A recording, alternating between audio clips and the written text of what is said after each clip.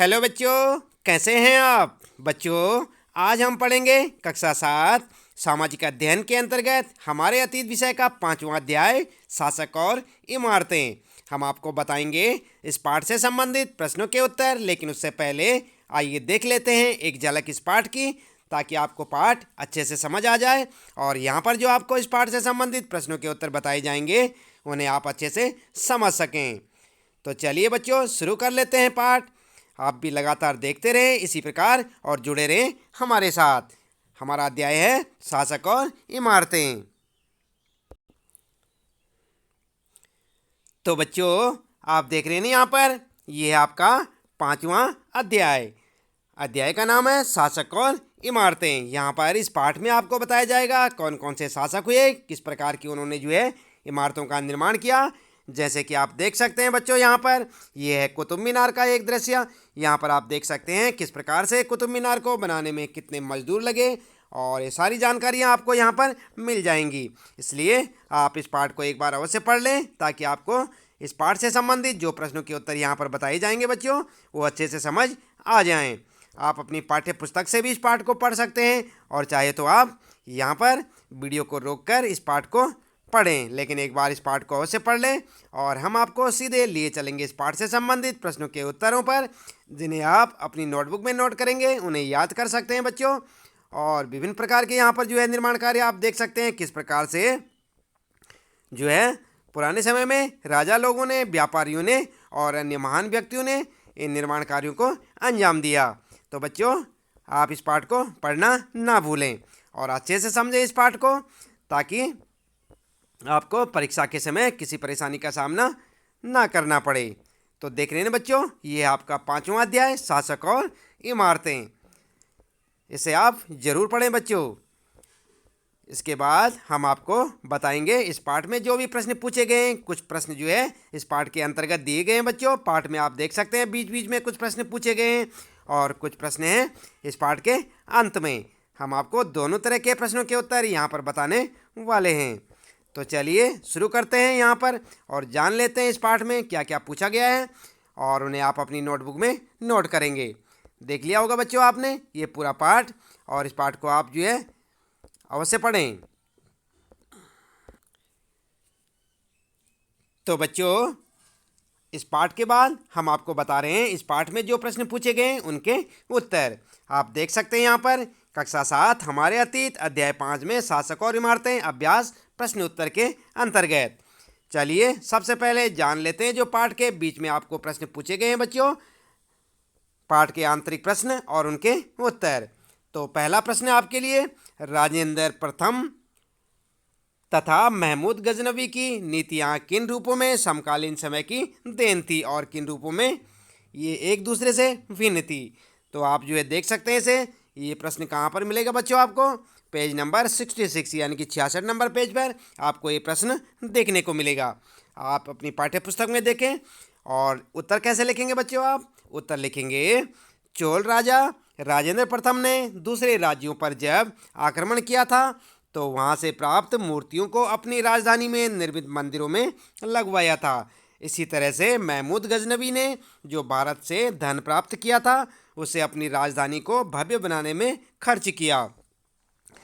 दोनों में कई रूपों में भिन्नता थी। किसमें, राजेंद्र और महमूद गजनवी में।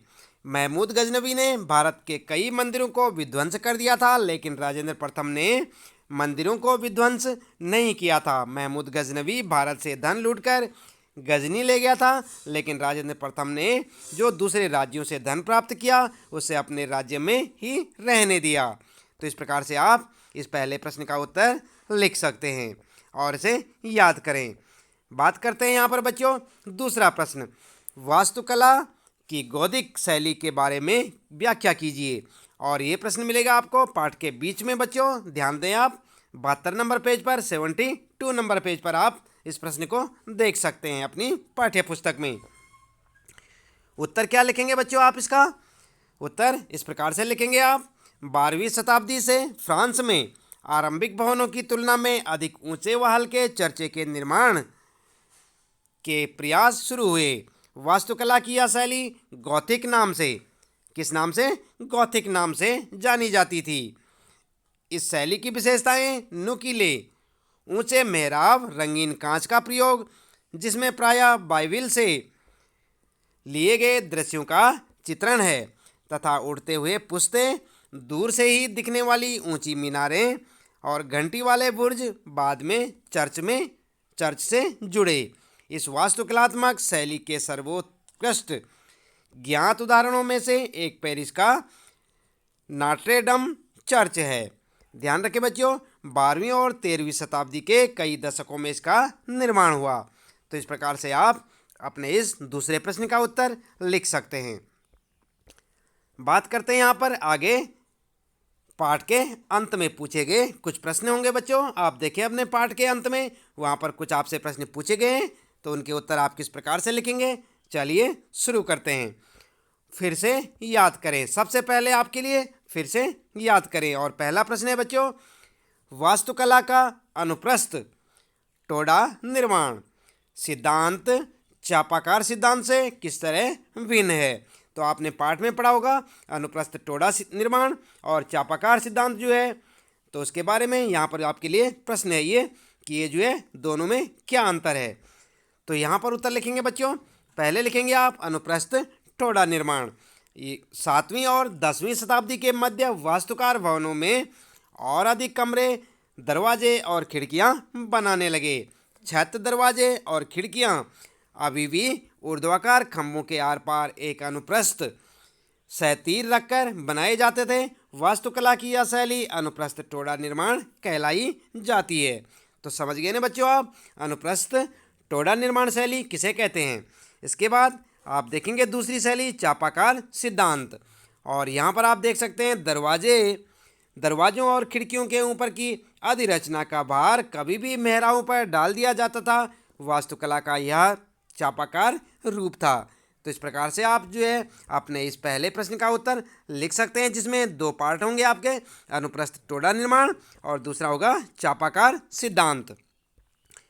बात करते हैं यहाँ पर दूसरा प्रश्न है, शिखर से आपका क्या तात्पर्य है। उत्तर लिखेंगे, मंदिर का शीर्ष जिसके नीचे गर्भगृह स्थित होता है मंदिर का शिखर कहलाता है। ठीक है बच्चों, शिखर किसे कहते हैं, जिसके नीचे गर्भगृह के स्थित जो है, यहाँ पर जो है मंदिर का शीर्ष जिसके नीचे गर्भगृह स्थित होता है उसे जो है मंदिर का शिखर कहलाता है। तो यहाँ पर आप देख सकते हैं कभी भी जो है मंदिर निर्माण होता है तो उसके ऊपर ऐसे लगा होता है ना, काफ़ी लंबा सा यहाँ पर जो है ऐसे बना होता है, तो इसे क्या कहते हैं, मंदिर का शिखर। और यहाँ पर उसके नीचे जो है गर्भगृह स्थित होता है। तीसरा प्रश्न है बच्चों, पितरा दूरा क्या है। आप जो है प्रश्न को ध्यानपूर्वक पढ़ें और समझें। तो यहाँ पर है पितरा दूरा क्या है, इसका उत्तर क्या लिखेंगे आप। तो बच्चों इसका उत्तर आप क्या लिखेंगे, उत्तर लिखेंगे आप उत्कीर्णित संगमरमर अथवा बलुआ पत्थर पर रंगीन ठोस पत्थरों को दबाकर बनाए गए सुंदर तथा अलंकृत नमूने पितरादूरा कहलाता है। ठीक है बच्चों, तो इस प्रकार से आप पितरादूरा के बारे में लिख सकते हैं। इसके बाद है अगला प्रश्न है, यहाँ पर चौथा प्रश्न है बच्चों, एक मुगल चारबाग की क्या खास विशेषताएं हैं। तो उत्तर में लिखेंगे आप, उत्तर लिखेंगे मुगल चारबाग की विशेषताएं। इस प्रकार से आप एक हेडिंग डालेंगे बच्चों और उसके बाद लिखेंगे नंबर 1, चारबाग 4 समान हिस्सों में बंटे होते थे। दूसरा, यह बाग दीवार से घिरे होते थे। और नंबर 3 लिखेंगे आप, बाग कृत्रिम नहरों द्वारा 4 भागों में विभाजित आयताकार अहाते में स्थित थे। ठीक है बच्चों, तो इस प्रकार से आप लिखेंगे, इसके जो है विशेषताएं लिखेंगे। 3 विशेषताएं यहाँ पर बता रखी हैं, तीनों आप लिखें और उन्हें याद करें। इसके बाद बच्चों अगला है यहाँ पर प्रश्न है, आइए समझें। देख रहे हैं ना आप यहाँ पर, आइए समझें। और 5वां प्रश्न है इसमें, किसी मंदिर से एक राजा की महत्ता की सूचना कैसे मिलती थी। उत्तर लिखेंगे आप, सभी विशालतम मंदिरों का निर्माण राजाओं ने करवाया था। दक्षिण भारत के प्रसिद्ध मंदिर राजराजेश्वर मंदिर का निर्माण राजा राजदेव ने अपने देवता राजराजेश्वरम की उपासना हेतु किया था। इनके देवताओं के नाम राजा से मिलते जुलते थे। राजा स्वयं को ईश्वर के रूप में दिखाना चाहता था। धार्मिक अनुष्ठान के जरिए मंदिर में एक देवता दूसरे देवता का सम्मान करता था। मंदिर के अन्य लघु देवता शासक के सहयोगियों तथा अधीनस्थों के देवी देवता थे। यह मंदिर शासक और सहयोगियों द्वारा शासित विश्व का एक लघु रूप ही था। जिस तरह से वे राजकीय मंदिरों में इकट्ठे होकर अपने देवताओं की उपासना करते थे। तो इस प्रकार से आप जो है यहाँ पर जो है 5वें प्रश्न का उत्तर लिखेंगे और उसे याद करेंगे। बात करते हैं बच्चों यहाँ पर छठा प्रश्न। दिल्ली में शाहजहाँ के दीवाने खास में एक अभिलेख में कहा गया है, अगर पृथ्वी पर कहीं स्वर्ग है तो वह यही है, यही है, यही है। यह धारणा कैसे बनी? आप देख रहे हैं बच्चों, एक बार फिर से आप प्रश्न को पढ़ें, बहुत इंपॉर्टेंट प्रश्न है यहाँ पर। ये दिल्ली में शाहजहाँ के दीवाने खास में एक अभिलेख में कहा गया है, क्या कहा गया है? अगर पृथ्वी पर कहीं स्वर्ग है तो यही है, यही है, यही है। यह धारणा कैसे बनी? तो उत्तर में लिखेंगे बच्चों आप, शाहजहाँ की पत्नी मुमताज़ की 1631 ईस्वी में मृत्यु हो गई थी। कब हुई थी मुमताज़ की मृत्यु? 1631 ईस्वी में। उसके बाद शाहजहाँ का मन आगरा से हट गया था, इसलिए उसने 1639 में यमुना नदी के समीप लाल किला का निर्माण करवाया। लाल किला के अंदर बनाया गया दीवाने खास संगमरमर का बना हुआ अद्भुत इमारत है, जिसमें कई तरह की नक्काशियाँ बनाई गई हैं। इसकी सुंदरता को देखते हुए ही दीवाने खास में एक अभिलेख में कहा गया है, अगर पृथ्वी पर कहीं स्वर्ग है तो यही है, यही है, यही है। ठीक है बच्चों, तो इस प्रकार से आप इस प्रश्न का उत्तर लिखेंगे। इसके बाद 7वां प्रश्न है यहाँ पर आपके लिए, आपके पाठ में, मुगल दरबार से इस बात के कैसे संकेत मिलता था कि बादशाह से धनी, निर्धन, शक्तिशाली, कमजोर सभी को समान न्याय मिलेगा? तो उत्तर में क्या लिखेंगे आप? उत्तर लिखेंगे, मुगल दरबार में निम्न बातों से संकेत मिलता है कि धनी, निर्धन, शक्तिशाली, कमजोर सभी को बादशाह से समान न्याय मिलेगा। नंबर 1, कौन कौन सी बातें हैं? नंबर 1, बादशाह के सिंहासन के पीछे पितरादुरा के जड़ाऊ काम की एक श्रृंखला बनाई गई थी, जिसमें पौराणिक यूनानी देवता ऑफिसियन को बीणा बजाते हुए चित्रित किया गया था। और नंबर 2, ऐसा माना जाता था कि आर्फियस का संगीत आक्रामक जानवरों को भी शांत कर सकता है और वे शांतिपूर्वक एक दूसरे के साथ रहने लगते हैं। नंबर 3, शाहजहाँ के सार्वजनिक सभा भवन का निर्माण यह सूचित करता है कि न्याय करते समय राजा ऊंचे और निम्न सभी प्रकार के लोगों के साथ समान व्यवहार करेगा और सभी सद्भाव के साथ रह सकेंगे।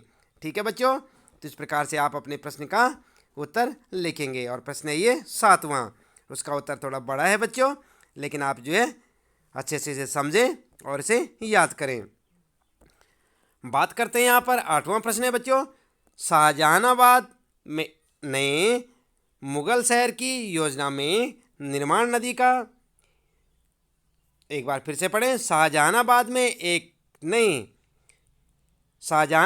नए मुगल शहर की योजना में यमुना नदी की क्या भूमिका थी? तो उत्तर में लिखेंगे बच्चों, शाहजहाँ ने दिल्ली में यमुना नदी के तट पर स्थित सलीमगढ़ स्थान पर शाहजहानाबाद की नींव रखी थी, क्योंकि यह स्थान कई दृष्टि से उपयुक्त था। नंबर 1 क्या था? यमुना नदी के तट पर होने के कारण इस शहर को पीने के लिए पानी आसानी से उपलब्ध था, क्योंकि जो नदी के तट पे जो शहर बसे होते हैं बच्चों, उनमें पीने की पानी कमी नहीं होती है। नंबर 2, यमुना नदी के तटवर्ती भाग प्रायः समतल था। और नंबर 3, दिल्ली में शाहजहानाबाद में उसने जो नया शहर निर्मित करवाया उसमें शाही महल नदी पर स्थित था। ठीक है बच्चों, तो इस प्रकार से आप इस प्रश्न का उत्तर यानी कि 8वें प्रश्न का उत्तर यहाँ से इसी प्रकार से लिखें और उसे याद करें। इसके बाद बच्चों बात करते हैं यहाँ पर आइए विचार करें। अगला प्रश्न है आइए विचार करें से, और यहाँ पर है प्रश्न 9वां, आज धनी और शक्तिशाली लोग विशाल घरों का निर्माण करवाते हैं, अतीत में राजाओं तथा उनके दरबारियों के निर्माण किन मायनों में इनसे भिन्न थे। तो उत्तर लिखेंगे आप, अतीत में राजाओं तथा उनके दरबारियों के निम्न प्रकार से आज के धनी और शक्तिशाली लोगों के विशाल घरों से भिन्न थे। और इसमें नंबर लिखेंगे आप, नंबर 1, नंबर 2, नंबर 3 करके। तो नंबर 1, अतीत के राजाओं के अधिकांश घर पत्थर के किले के रूप में निर्मित थे। नंबर 2, किले को सुरक्षित करने के लिए किले के चारों ओर गड्ढे खोदे जाते थे। नंबर 3, उनके आवास ऊंचे स्थल पर बनाए जाते थे। और नंबर 4, सुरक्षा को विशेष महत्व दिया जाता था। ठीक है बच्चों। और इसके बाद यहाँ पर जो आपके लिए है 10वां प्रश्न, और इसमें पूछा गया है बच्चों, 10वें प्रश्न में चित्र 4 पर नज़र डालें, यह इमारत आज कैसे तेजी से बनवाई जा सकती है। तो यहाँ पर जो है आप चित्र को देखेंगे अपनी पाठ्य पुस्तक में बच्चों, 10वें प्रश्न के नीचे जो चित्र दिया हुआ है, और उसका उत्तर आप स्वयं अपने आप लिख सकते हैं। इसके बाद 11वां प्रश्न है बच्चों, तो इसका उत्तर भी आप स्वयं लिखेंगे। पता लगाएं कि आपके गांव या कस्बे में किसी महान व्यक्ति की कोई प्रतिमा अथवा स्मारक है, इसे वहां क्यों स्थापित किया गया था, इसका प्रयोजन क्या है।